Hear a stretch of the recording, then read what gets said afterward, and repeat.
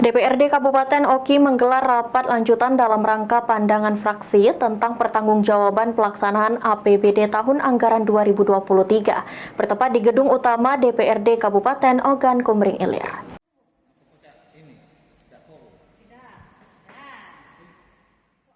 Rapat paripurna ke-14 lanjutan digelar di gedung utama Dewan Perwakilan Rakyat Daerah Kabupaten Oki.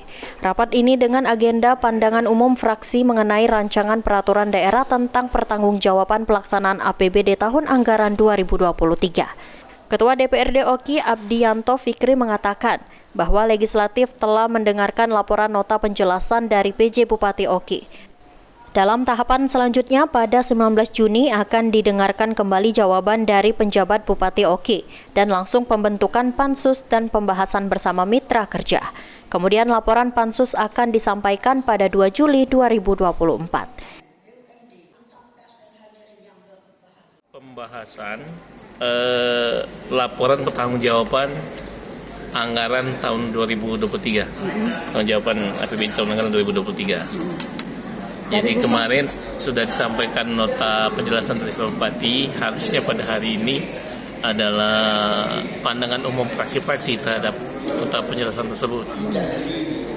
Tapi karena quorum belum tercapai, karena mekanisme juga diatur dalam tata tertib, penundaan rapat itu bisa ditunda paling lama 3 hari. 19 jawaban kepala daerah, setelah lebaran kepala daerah itu membentukkan pansus yang akan membahas itu. Jadi mulai 19 itu pembentukan pansus, kemudian langsung mulai masa pembahasan pansus dengan mitra. Sebelumnya pada rapat pertama PJ Bupati Oki menyampaikan apresiasi selama 13 tahun berturut-turut Pemda Oki berhasil mempertahankan predikat opini wajar tanpa pengecualian atau WTP dari Badan Pemeriksa Keuangan Republik Indonesia atas laporan keuangan pemerintah Kabupaten Oki. Prestasi tersebut dikatakan sebagai cerminan transparansi, kredibilitas, dan efisiensi pengelolaan keuangan daerah yang dijalankan dengan maksimal antara yudikatif dan legislatif. Novan Wijaya, PAL TV.